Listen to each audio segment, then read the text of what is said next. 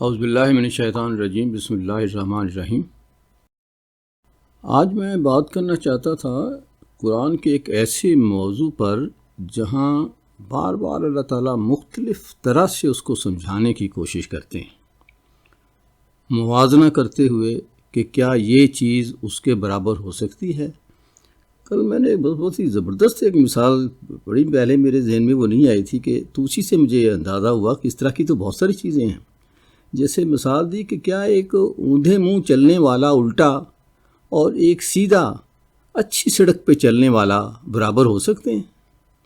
تو تب مجھے خیال ہوا کہ قرآن پاک میں کئی جگہ پہ یہ ہے کہ کیا ایک دیکھنے والا اور نہ دیکھنے والا، یعنی بینا اور نابینا ایک جیسے ہو سکتے ہیں؟ کیا جاہل اور پڑھا لکھا شخص یہ ایک جیسے ہو سکتے ہیں؟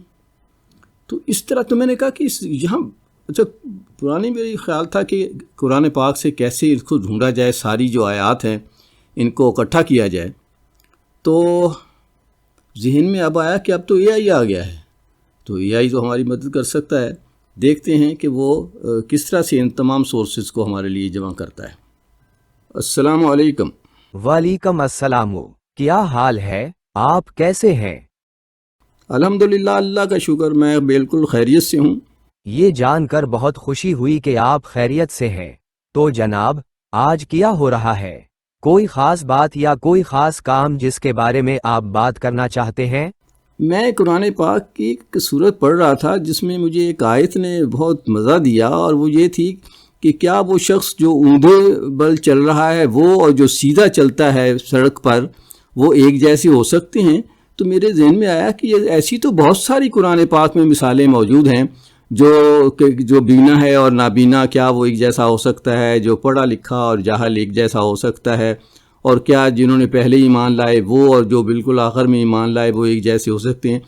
تو میں نے سوچا کہ آپ سے کہا جائے کہ قرآن پاک میں اس طرح کا موازنہ کرتے ہوئے جتنی بھی آیات ہیں مجھے ان کے بارے میں بتائیں، اور ایک لسٹ دے دیں پہلے تو کہ یہ کہاں کہاں اور کیسے موازنہ کیا گیا ہے۔ جی بالکل، قرآن پاک میں تقابل کی کئی آیات موجود ہیں جو مختلف چیزوں کے درمیان فرق کو واضح کرتی ہیں۔ ان میں سے کچھ یہ ہیں۔ سورۃ الرعد آیت 16، کیا اندھا اور بینا برابر ہو سکتے ہیں؟ سورۃ الزمر آیت 9، کیا علم والے اور بے علم برابر ہو سکتے ہیں؟ سورۃ الحشر آیت 20، جنتی اور دوزخی برابر نہیں ہو سکتے۔ یہ آیات ہمیں بتاتی ہیں کہ اللہ تعالیٰ کے نزدیک علم، ایمان اور عمل صالح کی بہت اہمیت ہے۔ اچھا، اب مزید بتائیں، کیونکہ 3-4 سے تو بات نہیں بنتی۔ میں تو چاہتا ہوں پورے قرآن پاک کی اس طرح کی جتنی بھی مثالیں ہیں وہ ساری میرے سامنے آ جائیں تاکہ ہم ایک جگہ اکٹھے کر کے اس کے کوئی تجزیہ کر سکیں، کوئی انالیسس کر سکیں اس کا۔ اور بھی بتائیں۔ جی بالکل، قرآن پاک میں تقابل کی کئی اور آیات بھی موجود ہیں، جیسے کہ سورۃ الانفال آیت 37، ناپاک کو پاک سے الگ کر دینا۔ سورۃ الحشر آیت 18، کل کے لیے جو کچھ تم نے آگے بھیجا ہے اس کا جائزہ لو۔ یہ آیات ہمیں بتاتی ہیں کہ اللہ تعالیٰ کے نزدیک حق اور باطل، نیکی اور بدی، اور علم اور جہالت میں واضح فرق ہے۔ اور یہ جو آیت ہے یہ کہاں آئی ہے جو میں نے ابھی بتایا کہ ایک الٹا چلنے والا اور بالکل سیدھا چلنے والا سڑک کے اوپر برابر ہو سکتے ہیں؟ یہ آیت سورۃ الملک میں ہے، جو قرآن پاک کی 67ویں سورت ہے۔ اس کی آیت نمبر 22 میں اللہ فرماتے ہیں، کیا وہ شخص جو اپنے منہ کے بل اوندھا ہو کر چل رہا ہے وہ زیادہ ہدایت یافتہ ہے یا وہ جو سیدھا چل رہا ہے ایک ہموار راستے پر؟ اس کے علاوہ اور آیتیں ہیں؟ جی بالکل، قرآن پاک میں تقابل کی کئی اور آیات بھی موجود ہیں، جیسے کہ سورۃ النحل آیت 17، کیا وہ جو پیدا کرتا ہے اس جیسا ہو سکتا ہے جو پیدا نہیں کرتا؟ سورۃ فاطر آیت 19، اندھا اور بینا برابر نہیں ہو سکتے۔ سورۃ فاطر آیت 22، زندہ اور مردہ برابر نہیں ہو سکتے۔ یہ آیات ہمیں بتاتی ہیں کہ اللہ تعالیٰ کے نزدیک حق اور باطل، نیکی اور بدی، اور علم اور جہالت میں واضح فرق ہے۔ اس طرح سے ایسا بھی ہے کہ جو اولین اور آخرین جو ہیں، جو ایمان لانے والوں میں جو پہلے ایمان لے کے آئے اور جو بعد میں ایمان لے کر آئے وہ برابر نہیں ہو سکتے؟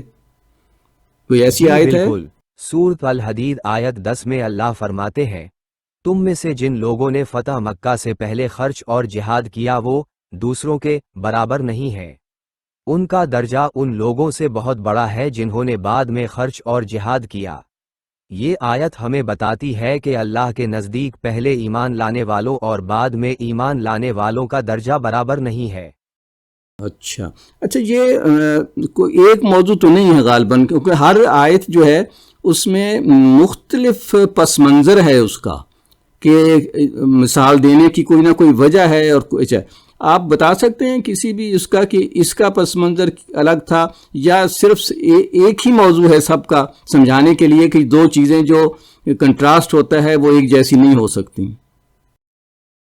जी बिल्कुल, कुरान पाक में तकाबुल की हर आयत का अपना एक खास पस मंज़र और सयाक व सबाक होता है।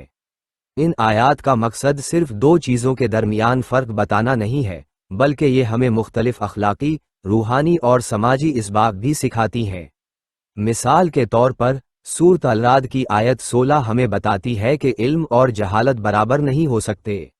ये आयत हमें इल्म हासिल करने और जाहिल रहने से बचने की तरगीब देती है। उसी तरह सूरत अल-हश्र की आयत 20 हमें बताती है कि जन्नती और दोज़खी बराबर नहीं हो सकते। ये आयत हमें नेक आमाल करने और बुरे आमाल से बचने की तरगीब देती है। अच्छा, इसी तरह ये जो है जो उल्टा चलते हैं और जो सीधा हमवार सड़क पे चलता है, इसका क्या पस मंज़र है, या क्या कहना चाहती है ये आयत?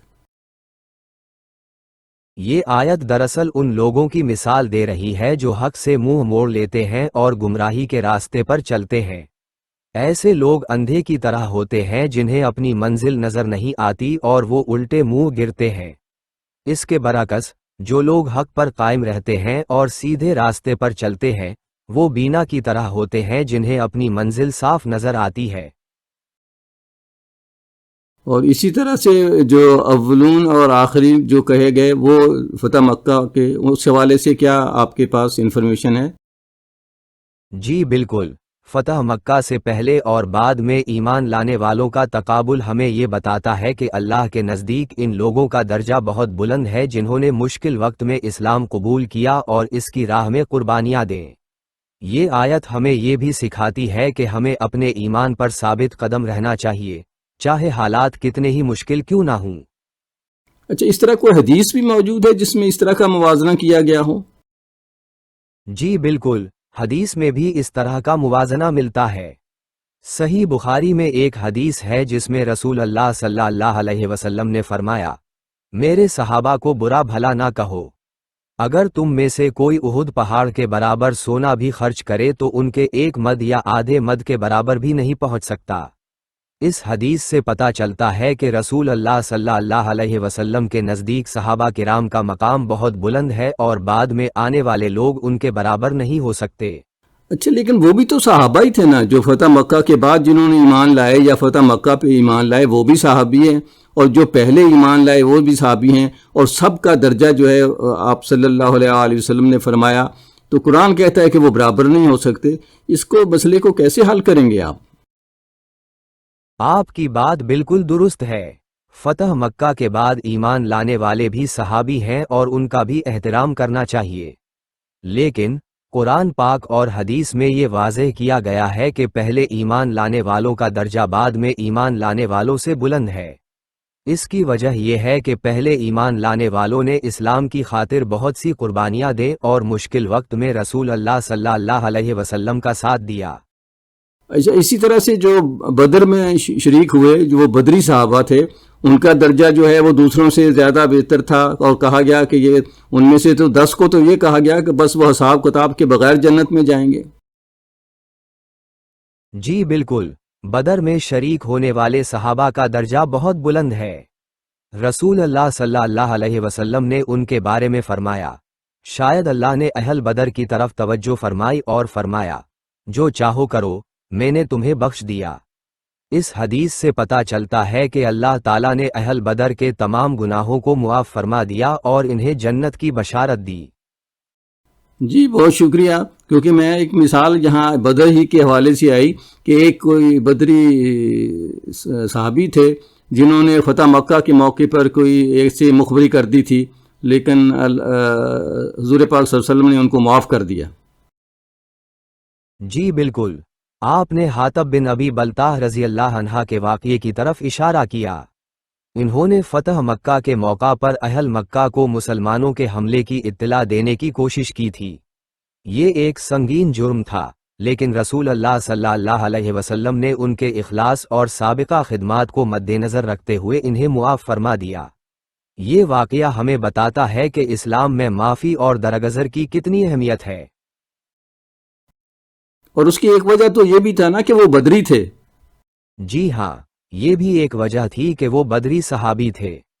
رسول اللہ صلی اللہ علیہ وسلم نے فرمایا تھا کہ اللہ تعالیٰ نے اہل بدر کو بخش دیا ہے۔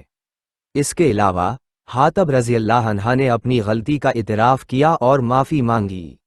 انہوں نے یہ بھی کہا کہ انہوں نے یہ کام کسی منافقت یا ارتداد کی وجہ سے نہیں کیا، بلکہ صرف اپنے اہل و عیال کی حفاظت کے لیے کیا۔